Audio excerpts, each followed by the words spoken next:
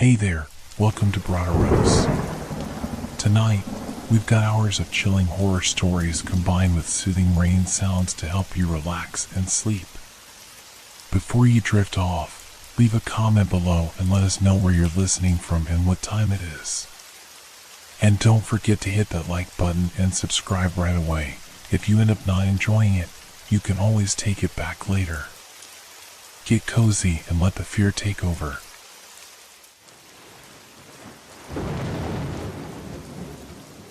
The Time Traveler. Have you ever had that eerie feeling of déjà vu, like you've lived through a moment before? What if I told you that sometimes those feelings aren't just tricks of the mind, but glimpses into a reality we can't fully comprehend? My name is Jack Thompson, and I'm about to share a story that will make you question everything you thought you knew about time, reality, and the nature of our existence.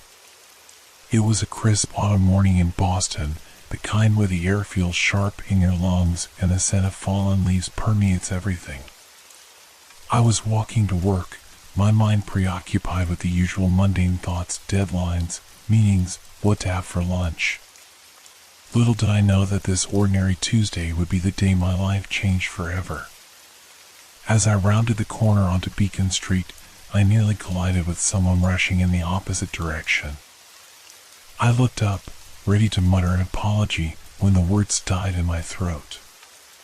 Standing before me was me. Not just someone who looked similar, but an exact copy, down to the small scar on my chin from a childhood accident. For a moment, we both stood frozen, staring at each other in disbelief.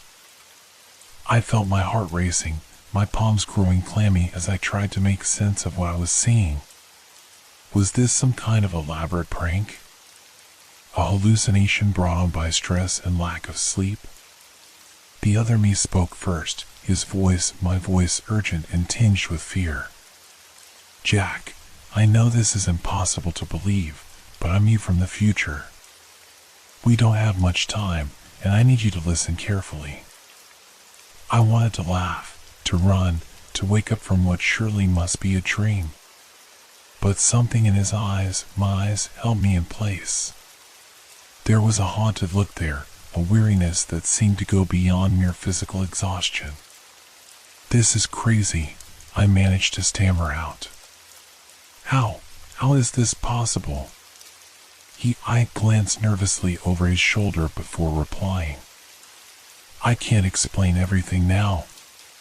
It's too dangerous. But I've come back to warn you, to try and prevent a catastrophe that will affect not just us, but the entire world. As he spoke, I noticed subtle differences between us. His hair was slightly grayer at the temples, and there were lines around his eyes that I didn't yet have. But it was more than that, there was a heaviness to him, as if he carried the weight of unimaginable horrors on his shoulders. Listen, he continued, his voice dropping to an urgent whisper, in exactly 3 days, you're going to receive a job offer. It'll seem like the opportunity of a lifetime, more money than you've ever dreamed of, cutting-edge research, the chance to make history. But you can't take it. No matter what, you have to turn it down. I shook my head, trying to clear the fog of confusion. What? Why? What kind of job? I can't tell you more without risking everything. Just remember, 3 days from now, say no. Our future depends on it. He glanced at his watch, the same model I was wearing, and his expression grew even more anxious. I have to go. They might have already detected the temporal anomaly. Whatever happens, don't tell anyone about this meeting. Not Sarah, not Mom, no one. Our lives depend on it. Before I could respond, he turned and sprinted away, disappearing into the morning crowd. I stood there, rooted to the spot, my mind reeling. Had that really just happened? Or was I losing my grip on reality? As I slowly continued my walk to work, every step felt surreal. The world around me seemed both hyperreal and dreamlike at the same time. I noticed details I'd never paid attention to before, the exact pattern of cracks in the sidewalk, the way the sunlight filtered through the trees, casting dappled shadows on the ground. It was as if my encounter had heightened all my senses, making me acutely aware of every moment. Throughout the day, I found myself unable to focus on anything. My colleagues noticed my distraction, asking if I was feeling all right. I mumbled excuses about not sleeping well, all the while replaying the morning's events in my mind.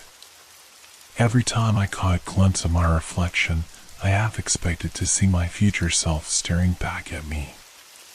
That night, as I lay in bed next to my wife Sarah, sleep eluded me. I stared at the ceiling, my mind racing with questions. What was this job offer my future self had warned me about? What kind of catastrophe could be so terrible that it would drive someone to break the laws of physics and travel through time?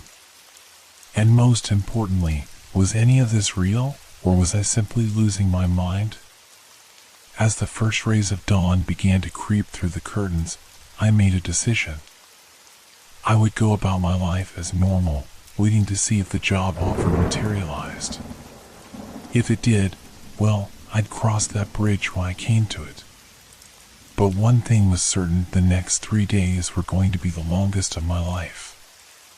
Little did I know, they would also be the beginning of a journey that would take me to the very edge of sanity, forcing me to confront truths about myself, about time, and about the nature of reality itself.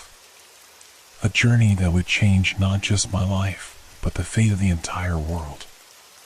The next morning, I woke up feeling as if I hadn't slept at all.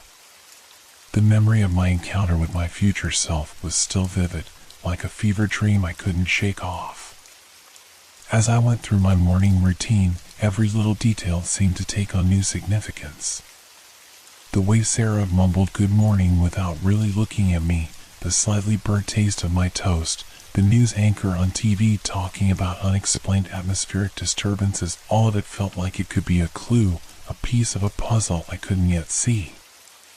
At work, I tried to lose myself in the familiar rhythm of coding and debugging. I was a software engineer at a mid-sized tech company working on AI algorithms for predictive analytics. It was complex, engaging work that usually demanded all of my attention. But today, my mind kept wandering. Every time my phone buzzed or my email pinged, I felt a jolt of adrenaline. Was this the job offer my future self had warned me about? But each time, it was just routine messages, meaning reminders, lunch invitations from colleagues, spam that had slipped through the filters.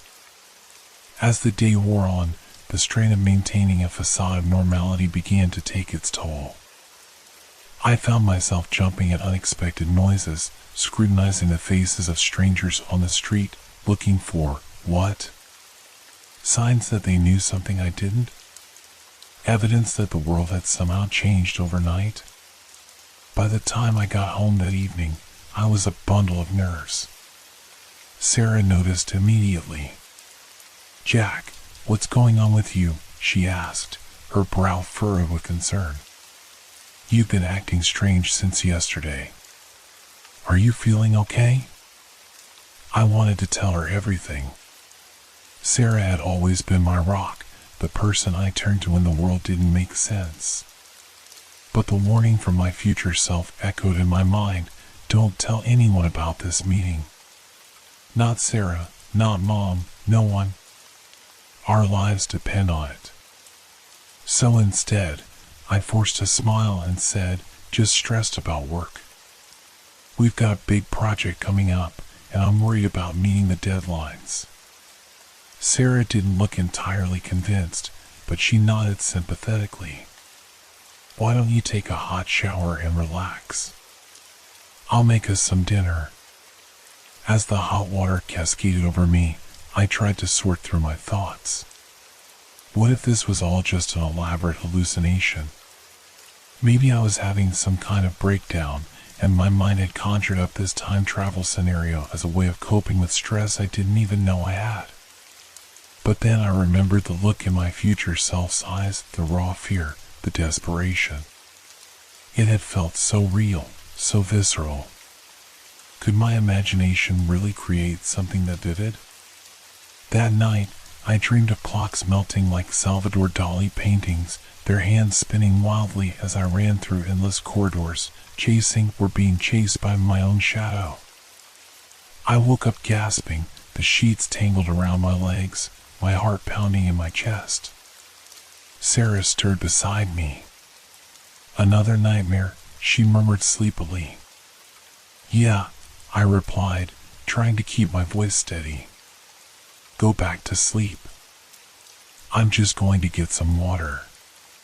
In the kitchen, I leaned against the counter, my hands shaking slightly as I sipped from a glass of water. The digital clock on the microwave read 3:33 a.m. Half of the predicted 3 days had already passed. As I stared out the window at the quiet, pre-dawn street, a thought struck me. What if the job offer never came? What if I had somehow already changed the future just by knowing about it? Or what if my future self had lied to me for some reason I couldn't fathom? The possibilities seemed endless, each more unsettling than the last. I realized that whether the job offer came or not, my life had already changed irrevocably. The certainty I once had about the nature of reality, about cause and effect, about the linear progression of time, all of it had been shattered in a single moment on a Boston street corner. As the first hints of dawn began to lighten the sky, I made a decision. I couldn't just passively wait for the future to unfold. I needed to be proactive, to try and understand what was happening to me. But how do you investigate something as intangible as a warning from the future? I spent the rest of the early morning hours making a list. People to talk to, places to visit, information to gather. I didn't know if any of it would lead anywhere, but it felt good to have a plan, to be doing something other than just waiting and worrying. As Sarah's alarm went off and I heard her stirring in the bedroom, I quickly hid the list and started making coffee. Another day of pretending everything was normal was about to begin. But beneath the surface, a storm was brewing, a tempest of questions, fears, and possibilities that threatened to upend everything I thought I knew about the world and my place in it. Little did I know, the events of the next 24 hours would make my encounter with my future self seem like just the tip of an iceberg that would eventually reveal depths of mystery and danger beyond anything I could have imagined. The next day started like any other, but there was an undercurrent of tension that I couldn't shake. Every phone call, every email, every interaction with a colleague felt like it could be the moment when everything changed. I found myself analyzing every word, every gesture, looking for hidden meanings or clues. Around lunchtime, I decided to take a walk to clear my head. As I strolled through the nearby park, I noticed a man sitting on a bench, reading a newspaper.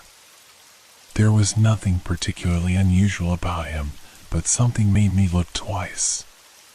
Maybe it was the way he held the paper, slightly too high, as if he was hiding behind it. Or maybe it was the fact that the date on the newspaper was wrong, it was yesterday's edition. I slowed my pace, trying to get a better look without being obvious. As I passed by, the man lowered his paper slightly, and our eyes met. For a split second, I saw a flash of recognition in his gaze, quickly replaced by alarm. He stood up abruptly, folding his newspaper with quick, precise movements. My heart started racing. Was this another time traveler? Someone sent to watch me? Or was I just being paranoid, seeing conspiracies where there were none? Before I could decide what to do, my phone buzzed in my pocket. I pulled it out, half expecting to see the job offer my future self had warned me about. Instead, it was a text from an unknown number. "Behind you." Don't look. Walk to the fountain. Act natural. I felt a chill run down my spine. Every instinct told me to turn around, to confront whatever was behind me. But the urgency in the text message held me back. Taking a deep breath, I forced myself to keep walking at a steady pace towards the ornate fountain at the center of the park. As I approached the fountain, I heard footsteps behind me, getting closer. My muscles tensed, ready to run or fight. Just as I reached the fountain, a hand gripped my arm, pulling me to the side. "Keep smiling," a woman's voice said quietly. "Pretend we're having a pleasant conversation." I turned to face her, my mind reeling. She was in her mid-40s, with streaks of gray in her dark hair and intense green eyes that seemed to bore into me. "Who are you?" I managed to ask, trying to keep my voice steady. "A friend," she replied, her eyes darting around the park. "Or at least, I will be. Listen carefully, Jack. You're in more danger than you realize. The man on the bench? He's from a faction that wants to ensure the future plays out exactly as it did for them. They'll do anything to make sure you take that job offer." My head was spinning. Factions? Future timelines? It all sounded like something out of a sci-fi novel. "How do you know about the job offer?" I asked. The woman's expression softened slightly. "Because in my timeline, you took it. And the consequences were catastrophic. We're trying to change that." Before I could ask any more questions, her demeanor suddenly changed. She laughed loudly, as if I'd just told a hilarious joke, and said in a normal volume, "Oh, that's too funny. Hey, let me give you my card. We should definitely catch up soon." She pressed a business card into my hand, then leaned in close and whispered, "Don't trust anyone. Not even yourself." With that, she turned and walked away, leaving me standing by the fountain, clutching the card and feeling more lost than ever. As I watched her disappear into the crowd, I looked down at the card in my hand. It was blank except for a series of numbers that looked like coordinates. On the back, hastily scribbled, were the words, "When the time comes, you'll know what to do." I made my way back to the office in a daze, my mind buzzing with questions. Who were these people? How many different versions of the future were there? And most importantly, what was this job offer that seemed to be at the center of everything? The rest of the day passed in a blur. I went through the motions of my work, but my mind was elsewhere, trying to piece together the puzzle. By the time I left the office, the sun was setting, casting long shadows across the city streets. As I walked home, I couldn't shake the feeling that I was being watched. Every passing car, every pedestrian, every flicker of movement in my peripheral vision set my nerves on edge. The weight of the business card in my pocket felt like a ticking time bomb. When I finally reached my apartment building, I hesitated before entering. What if someone had broken in while I was gone? What if Sarah was in danger because of me? Taking a deep breath, I pushed open the door and climbed the stairs to our floor. The apartment was quiet when I entered. Sarah wasn't home yet. She had yoga class on Wednesdays. Part of me was relieved. I wasn't sure I could maintain a facade of normalcy right now. But another part felt vulnerable, along with my swirling thoughts and fears. I went to the window, looking out at the city lights coming on as dusk deepened. Somewhere out there were people who knew what was going on, people from different timelines, all seemingly focused on me and this mysterious job offer. The weight of it all felt crushing. Just then, my phone buzzed. My heart leapt into my throat as I pulled it out of my pocket. This was it, the moment my future self had warned me about. With trembling fingers, I unlocked the screen and read the message. Mr. Thompson, we have an exciting opportunity we'd like to discuss with you. Please call us at your earliest convenience to schedule a meeting. This could be the chance of a lifetime. The message was from a company I'd never heard of, Kronos Industries. As I stared at the screen, a chill ran through me. The next move I made could change not just my future, but potentially the future of the entire world. In that moment, standing alone in my darkening apartment, the enormity of the choice before me became crystal clear. Whatever I decided, there would be no going back. The life I knew, the reality I understood, was about to change forever. Little did I know, the true nature of the choice I faced was far more complex and dangerous than I could have possibly imagined. The events set in motion by that simple text message would lead me down a path of discovery, danger, and impossible decisions, a path that would challenge everything I thought I knew about time, free will, and the very fabric of reality itself. I stood there, staring at my phone, for what felt like hours.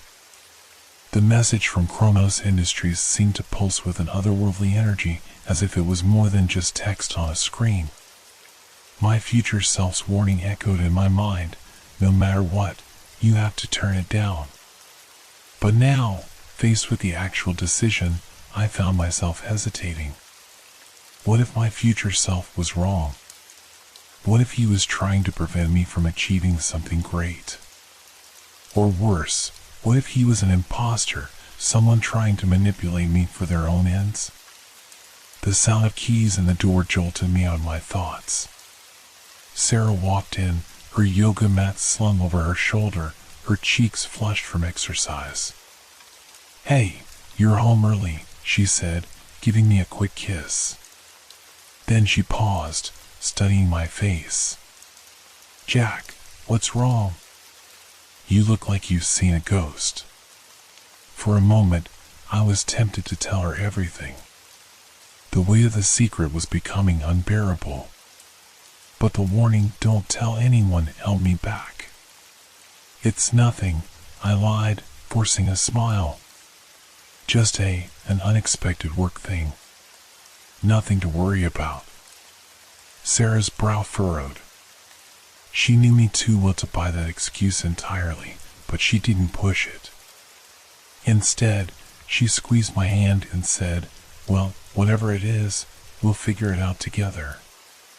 That's what we do, right?" Her words, meant to be comforting, only intensified my inner turmoil. How could we figure this out together when I couldn't even tell her what was really going on? That night, sleep eluded me once again. I tossed and turned, my mind racing through possible scenarios. Around 3 in the morning, I gave up on sleep altogether. Careful not to wake Sarah, I slipped out of bed and went to my home office. I booted up my computer and started researching Kronos Industries. At first glance, it seemed like a legitimate tech company specializing in temporal analytics and predictive algorithms. But the more I dug, the more inconsistencies I found. The company's history seemed oddly vague, with no clear founding date or information about its leadership. And despite claiming to be at the forefront of tech innovation, I couldn't find any patents or published research associated with them. As the first light of dawn began to creep through the blinds, I sat back in my chair, rubbing my tired eyes. Something about Kronos Industries didn't add up. But was that because they were hiding something sinister, or because they were exactly what I suspected, a company with technology so advanced it bordered on the impossible? I was startled by a soft knock at the door. Sarah peeked in, concern etched on her face. "Have you been up all night?" she asked. I nodded, too exhausted to come up with a plausible lie. Sarah came over and put her hands on my shoulders, massaging gently. "Jack, please tell me what's going on. I'm worried about you." The tension of the past few days, the weight of the secrets I was keeping, it all came crashing down on me in that moment. Before I could stop myself, words started spilling out. Sarah, I think I'm losing my mind. Or maybe the world is. I don't know anymore. She knelt beside me, taking my hands in hers. Talk to me, Jack. Whatever it is, we'll face it together.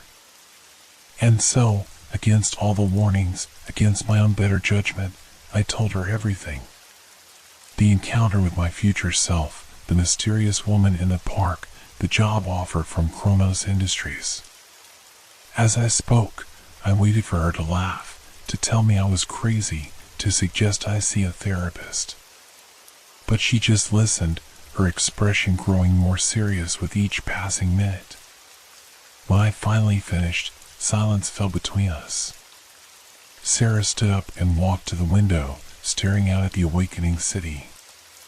When she turned back to me, her face was pale but determined. I believe you, she said quietly. Those 3 words hit me like a physical force. Of all the reactions I had anticipated, unconditional belief hadn't been one of them. You do? I stammered. Sarah nodded. I've known for days that something was wrong, something bigger than just work stress. And she hesitated, then continued, I've been having dreams, Jack. Strange dreams about different versions of us, different lives we might have lived. I thought they were just dreams, but now... A chill ran down my spine. Why didn't you say anything? For the same reason you didn't, I guess, she replied with a sad smile. It seemed too crazy to be real. As the implications of what she was saying sank in, a new thought struck me. What if Sarah was part of this too? What if her role in all of this was just as important as mine?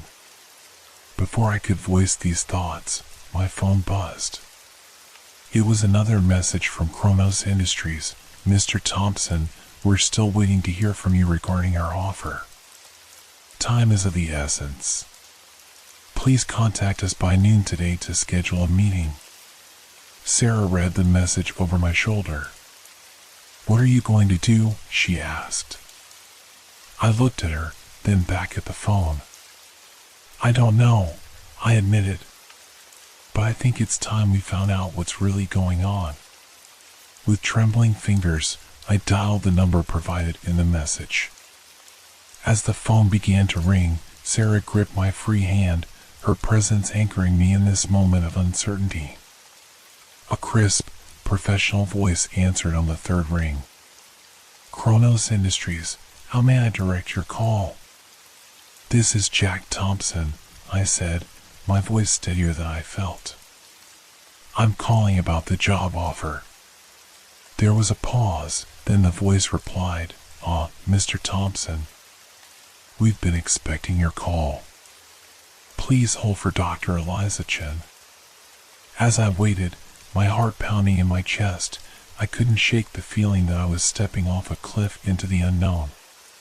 Whatever happened next, there would be no going back to the life I knew. The line clicked, and a new voice came on, smooth, authoritative, with a hint of an accent I couldn't quite place. Mr. Thompson, I'm Dr. Chen. I'm so glad you decided to hear us out. What you're about to learn will change your understanding of reality itself. Are you ready for that? I looked at Sarah, saw the mix of fear and determination in her eyes, and knew that whatever came next, we would face it together. Yes, I replied, I'm ready. Little did I know, the truth I was about to uncover would be more mind-bending and dangerous than anything I could have imagined. The rabbit hole I was about to descend into would lead me to question not just the nature of time, but the very foundations of free will and identity itself. Dr. Chen's voice was calm and measured as she began to speak. Mr. Thompson, what I'm about to tell you may sound impossible, even insane. But I assure you, it's all true. Chronos Industries isn't just a tech company. We're at the forefront of temporal research and manipulation. I felt Sarah's hand tighten around mine as Dr. Chen continued. We've discovered that time isn't a linear progression, but a complex web of possibilities. Every decision, every action, creates new branches in the timeline. And we've found a way to navigate those branches. My mind was reeling. You're talking about time travel, I said, my voice barely above a whisper. In a sense, yes, Dr. Chen replied. But it's more complex than simply moving backwards or forwards in time. We can shift between parallel timelines, observing and sometimes influencing the outcomes of different choices. I thought about my encounter with my future self, about the woman in the park. And the job offer? What does that have to do with all this? There was a pause on the other end of the line. When Dr. Chen spoke again, her voice was grave. Mr. Thompson, you have a unique ability. In every timeline we've observed, you play a pivotal role in the development of a technology that will revolutionize our understanding and control of temporal mechanics. But the consequences of this technology are severe. What kind of consequences? Sarah asked, her face pale. Dr. Chen sighed. In some timelines, the technology leads to unprecedented peace and prosperity. In others, it results in catastrophic wars that tear apart the fabric of space-time itself. We're trying to guide events towards the more positive outcomes. My head was spinning.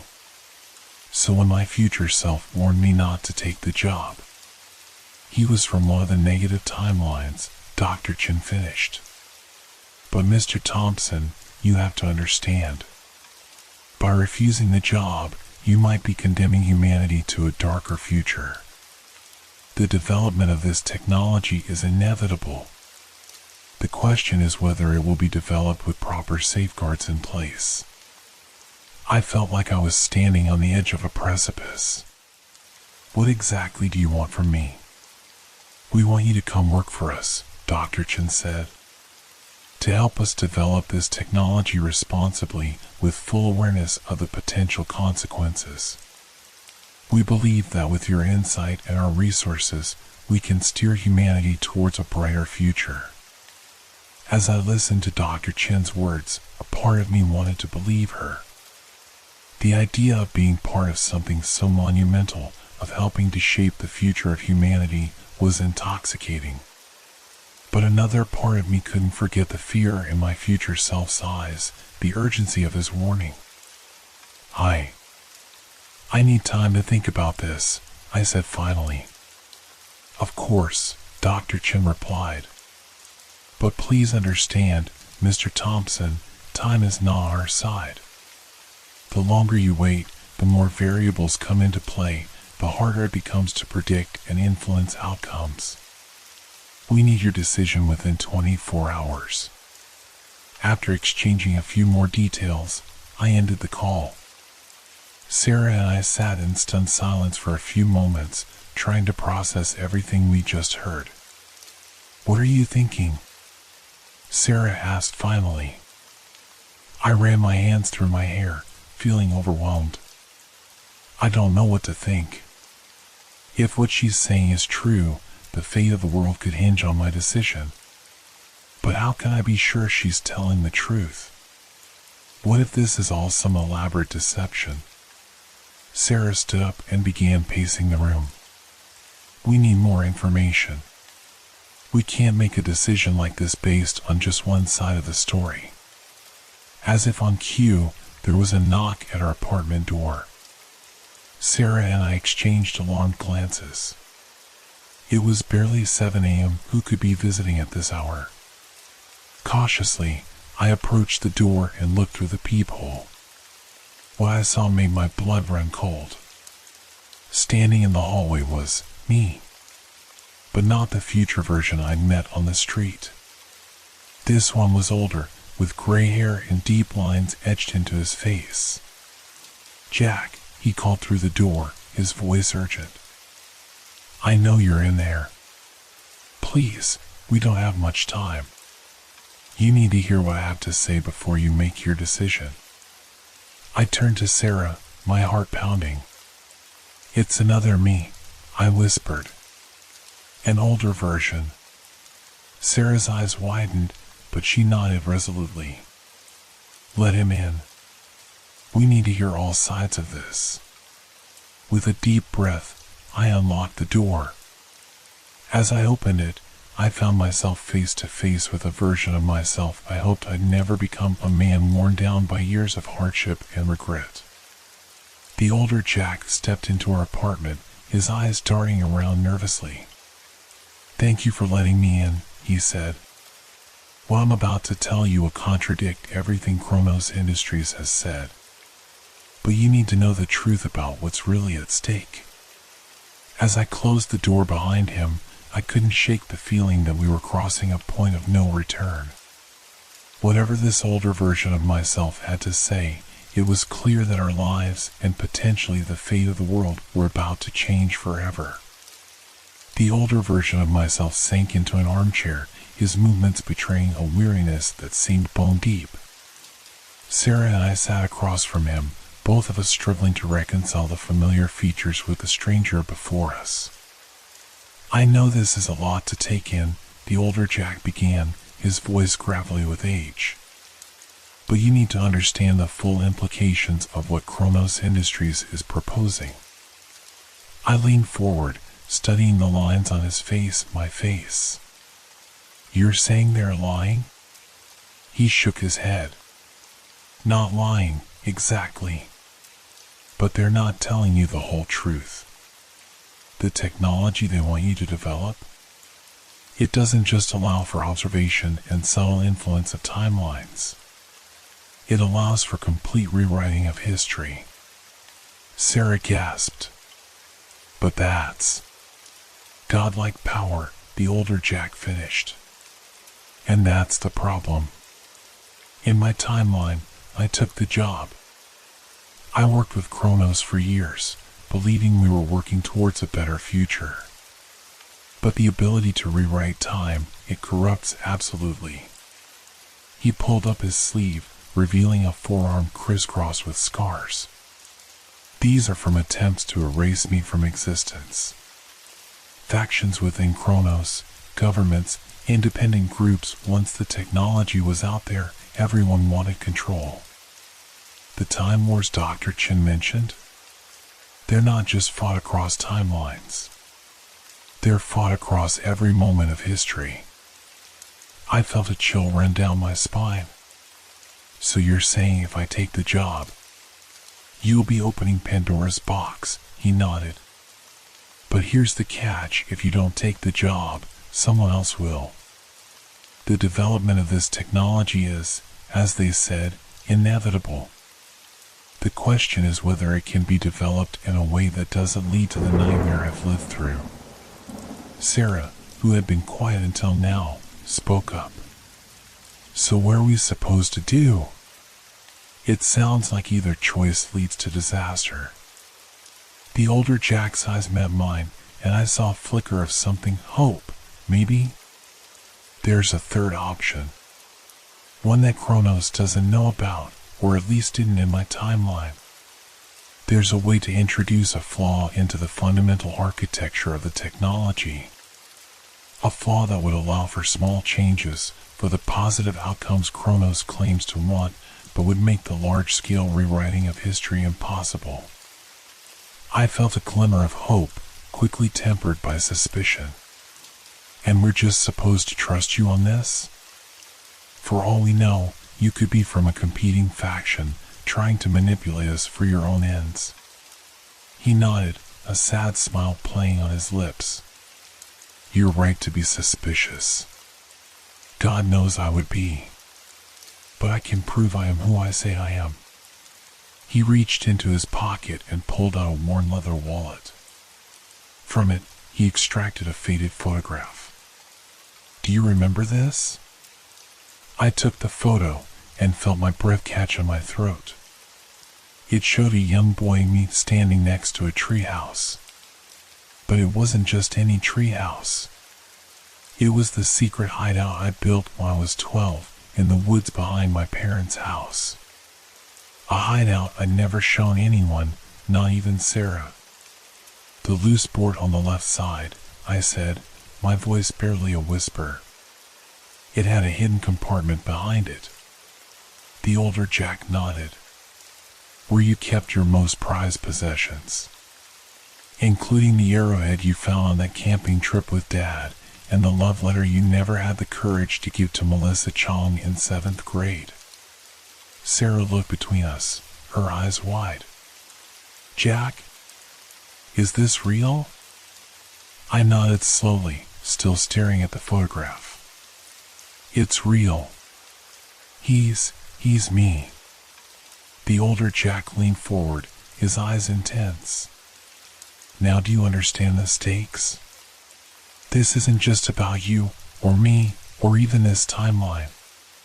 It's about preserving the very concept of free will across all of existence." Just then, a loud bang echoed through the apartment. We all jumped, and I saw the older Jack's face go pale. "They've found me," he whispered. "We don't have much time." Before I could ask who they were, the apartment door burst open. 3 figures dressed in sleek, black outfits that seemed to shimmer slightly, as if not quite solid, rushed in. They wore helmets that completely obscured their faces, and each carried what looked like a highly advanced weapon. "Temporal fugitive detected," one of them announced in a metallic voice. "Preparing for chrono extraction." The older Jack was on his feet in an instant, moving with a speed that belied his apparent age. "Run," he shouted at us. "Whatever you do, don't let them take you." Everything descended into chaos. Sarah screamed as one of the intruders fired their weapon, missing the older Jack by inches and leaving a scorch mark on the wall that seemed to ripple and distort the air around it. I grabbed Sarah's hand and pulled her towards the fire escape. As we clambered out the window, I heard the older Jack yell, "Remember the flaw. It's the only way." We raced down the fire escape, the sounds of struggle echoing from our apartment above. As we reached the street and began to run, I realized that nothing would ever be the same again. We were now fugitives not just from mysterious time travelers, but from the very flow of time itself. As we ran through the early morning streets, dodging startled pedestrians and blinking against the rising sun, one thought kept pounding through my head: what have I gotten us into? And more importantly, how are we going to find our way out? The city around us seemed suddenly alien, every shadow potentially hiding a temporal assassin, every passerby a possible agent of Kronos Industries. We had stepped into a world where the rules of reality no longer applied, and I had no idea how to navigate it. All I knew was that we couldn't stop running. Not now. Not ever. The race through time had begun, and the finish line was nothing less than the fate of all possible futures. We ran until our lungs burned and our legs felt like lead. Finally, unable to go any further, we ducked into a narrow alley between 2 office buildings. As we leaned against the cold brick wall, gasping for breath, the reality of our situation began to sink in. "Jack," Sarah panted, her face pale with shock and exertion, "what the hell is going on? Who were those people? What are we going to do?" I shook my head, still trying to process everything that had happened. "I don't know," I admitted, "but we need to figure it out fast. Those people, whoever they are, they're not going to stop looking for us." As if to underscore my point, we heard the distant wail of sirens. Whether they were coming for us or not, we couldn't risk staying in one place for too long. "We need to keep moving," I said, peering cautiously out of the alley. "But where?" Sarah's eyes suddenly lit up. The coordinates, she said, fumbling in her pocket. She pulled out the business card the mysterious woman had given me in the park. Maybe this is where we're supposed to go. I looked at the series of numbers on the card. They did indeed look like coordinates, but to where? And could we trust them? As we debated our next move, a flickering in the air at the end of the alley caught my attention. At first, I thought it was just heat shimmer, but then it began to coalesce into a shape. My heart raced as I recognized the outline of one of our pursuers materializing out of thin air. "Run!" I yelled, grabbing Sarah's hand once again. We burst out of the alley and into the morning crowd, pushing our way through startled pedestrians. Behind us, I heard the mechanical voice, "Targets located." Initiating temporal lock. The world around us began to shimmer and distort. Colors seemed to bleed into each other, and sounds became warped and echoey. I felt a tugging sensation, as if some unseen force was trying to pull us backwards. "Don't look back," I shouted to Sarah, though my own voice sounded strange and distant to my ears. "Keep running." We sprinted down the sidewalk, the world growing increasingly surreal around us. People and cars seemed to move in slow motion, their forms blurring and stretching. I had the nauseating sensation that we were running through time itself, each step taking us further from our own present. Just as I thought we couldn't go on any longer, I spotted a subway entrance ahead. "There!" I gasped, pulling Sarah towards it. We practically fell down the stairs, the sounds of pursuit fading behind us. As we reached the platform, a train was just pulling in. Without hesitation, we leapt through the closing doors. As the train pulled away from the station, the distortion effects slowly faded. The other passengers gave us odd looks. We must have appeared quite a sight, disheveled and panting, but no one said anything. We slumped into seats, our hearts still racing. "Did we lose them?" Sarah whispered. I scanned the car nervously. "I think so. For now, at least." As the adrenaline began to wear off, the full weight of our situation crashed down on me. We were fugitives, hunted by forces we barely understood, with nowhere to go and no one to turn to. Sarah must have sensed my despair. She squeezed my hand and said, "We'll figure this out, Jack." "We always do." I nodded, grateful for her strength. "You're right. Let's start with what we know." We spent the next few stops piecing together everything that had happened. The warnings from my future selves, the offer from Kronos Industries, the attack in our apartment. It all revolved around this mysterious technology, a technology that could rewrite history itself. "The older you mention a flaw," Sarah said thoughtfully. "A way to limit the technology's power. Maybe that's what we need to focus on." I nodded slowly. "But how? We don't even understand how this technology works, let alone how to modify it." Sarah pulled up the business card again. "Maybe these coordinates are the key. It could be where we'll find answers." I looked at the numbers skeptically. It could also be a trap. "Do we have a choice?" Sarah asked.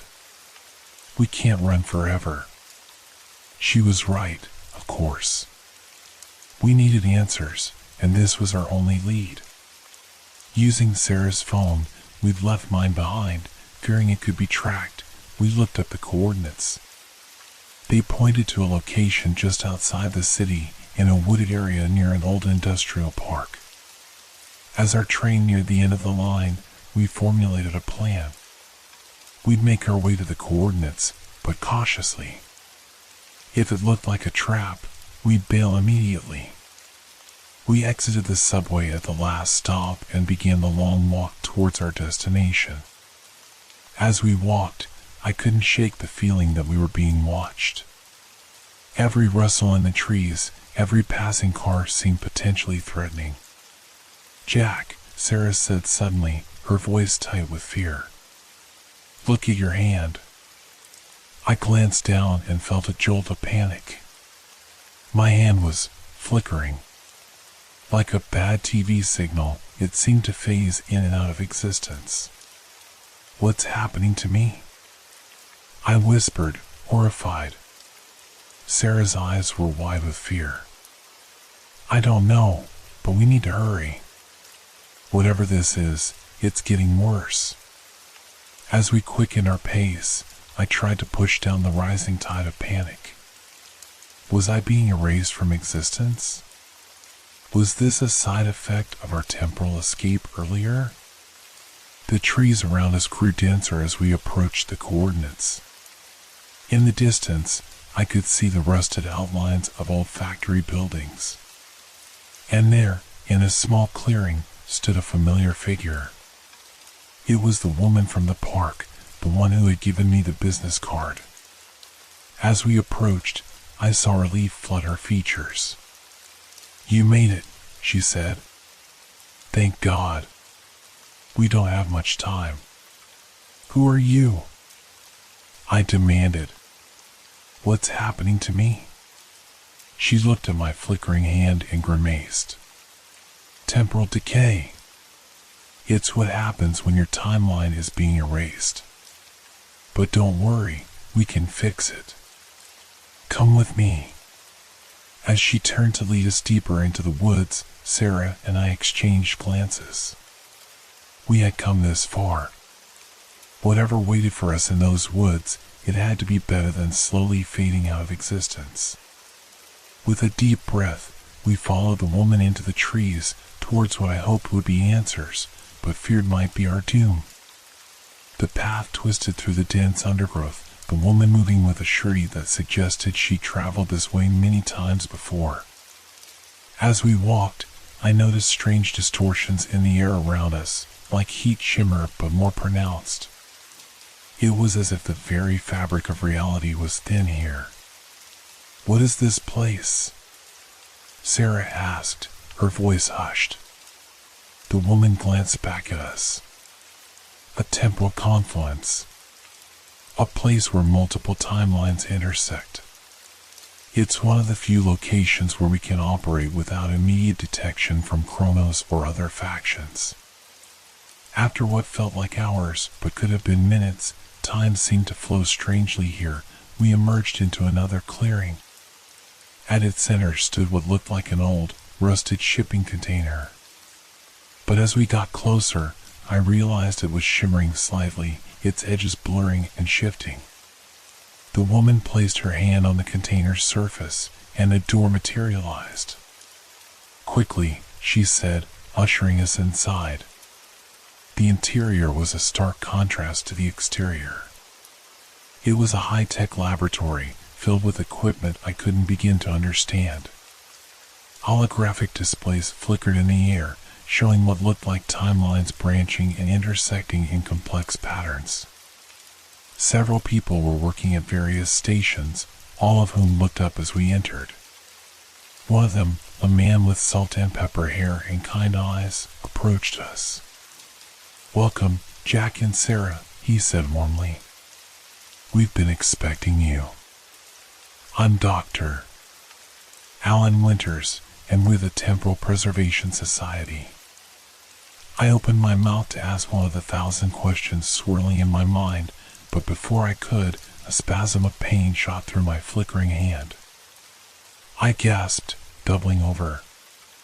Dr. Winters' expression turned grave. "We need to stabilize him immediately," he said to the others. "Prepare the temporal anchor." As they rushed me to a chair that looked like a futuristic dentist seat, I managed to gasp out, "What's happening to me?"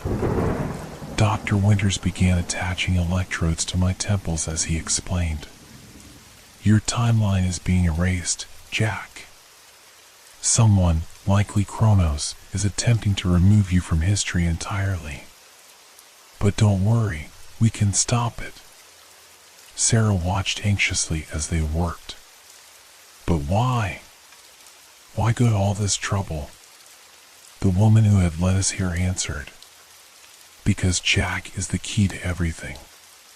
In every timeline where the time manipulation technology is developed, Jack plays a crucial role. Kronos wants to control that development. We want to prevent it altogether. As Dr. Winters activated the chair, I felt a strange tingling sensation spreading through my body. Slowly, the flickering in my hand began to stabilize. There, Dr. Winters said with satisfaction. That should hold for now. But it's only temporary.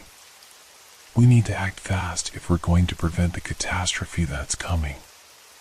As the pain subsided and my vision cleared, I looked around at the faces watching me expectantly. I realized that, somehow, I had become the linchpin in a war that spanned not just space, but time itself. All right, I said, my voice stronger than I felt.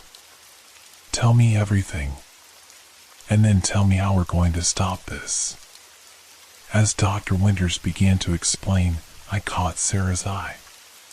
She gave me a small, determined nod. Whatever came next, we would face it together. The fate of all possible futures hung in the balance, and somehow, improbably, it all came down to us. Dr. Winters' explanation was complex, filled with terms like quantum entanglement and temporal paradox resolution, but the essence was clear enough. The technology Kronos was developing, the technology one was apparently destined to help create, had the potential to unravel the very fabric of reality. Imagine, Dr. Winters said, his eyes grave, a world where history is constantly being rewritten. Where your memories, your very identity, could change in an instant because someone in the past decided to alter a key event. It would be chaos on a scale we can barely comprehend. But how do we stop it? I asked. You mentioned a flaw in the system. The woman who had led us here, who had introduced herself as Dr. Emily Chen, no relation to the Dr. Chen from Kronos, nodded. The flaw is you, Jack. Or more specifically, your unique neurological makeup. She pulled up a holographic display of what looked like a brain scan. Your brain has an unusual quantum state. It's what allows you to perceive temporal shifts that others can't. It's also what makes you crucial to the development of the technology. And, Dr. Winters added, it's what could allow us to introduce a fundamental limitation into the system. A kind of temporal uncertainty principle that would prevent large-scale alterations to the timeline. Sarah, who had been listening intently, spoke up. But wouldn't Kronos notice this flaw? Dr. Chen shook her head. Not if it's introduced at the most fundamental level of the system's architecture. They'll think they've achieved their goal of controlled time manipulation, but in reality, we'll have sabotaged it from within, I finished, beginning to understand. Dr. Winters nodded approvingly. Exactly. But it's not without risk. To introduce this flaw, we'll need to send your consciousness back to the moment you first joined Kronos. You'll have to relive those years, working on the project, all while maintaining the deception. The weight of what they were asking began to sink in. Years of my life, living a lie, carrying the fate of reality on my shoulders. I looked at Sarah, saw the fear and determination in her eyes. What about Sarah? I asked. I can't just leave her behind. Dr. Chen stepped forward. We've developed a way to link two consciousnesses for temporal travel. Sarah can go back with you, her mind connected to yours. She'll be your anchor, helping you maintain your true memories and purpose. Sarah grabbed my hand. I'm with you, Jack. Always. As the others began preparing the equipment for our temporal jump, Sarah and I had a moment alone. "Are you sure about this?" I asked her. "It's going to be dangerous. We'll be living alive for years." Sarah cupped my face in her hands. "Jack, every moment with you is true, no matter what timeline we're in. We can do this. Together." Her words filled me with a strength I didn't know I had. As we took our places in the temporal transfer chairs, I felt a strange sense of calm. Whatever happened next, we would face it as one. Dr. Winters began the countdown. The air around us began to shimmer and distort.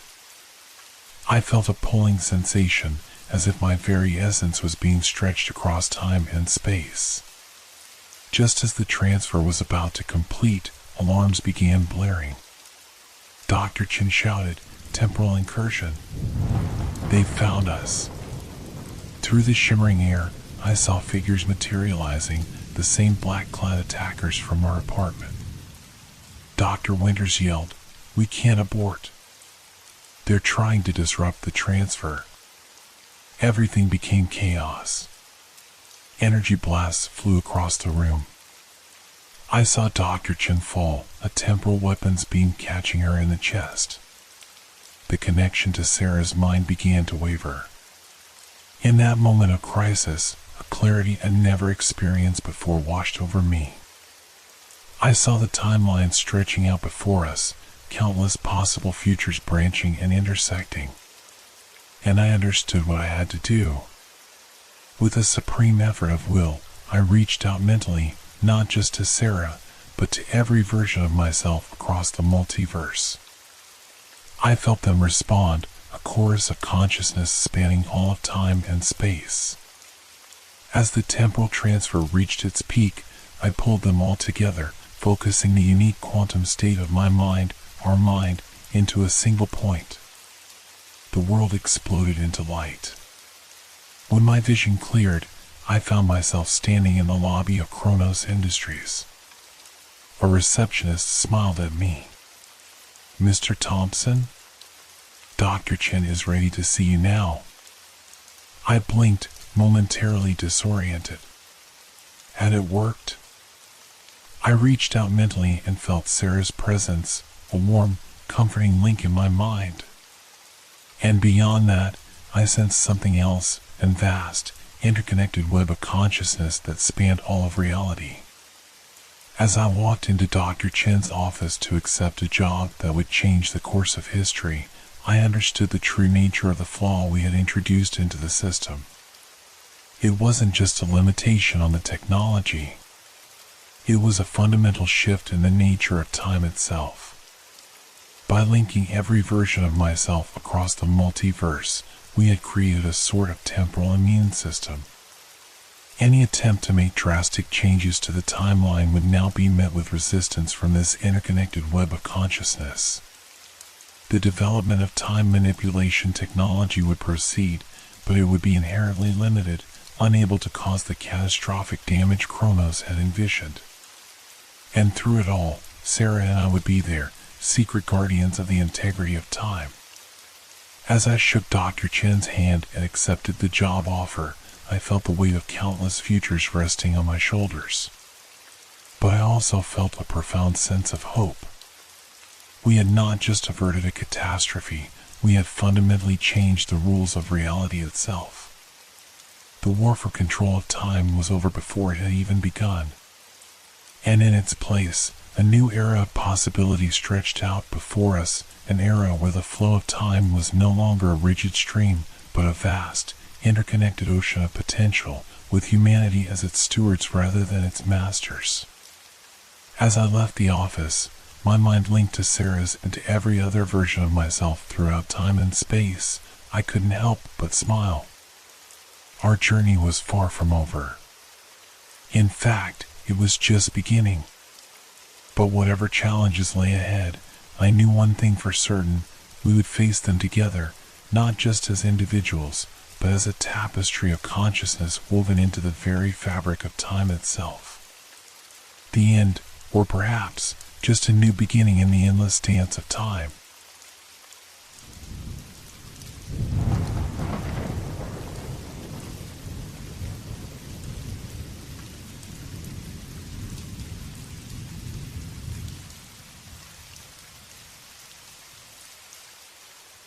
Hope your dreams are filled with fear.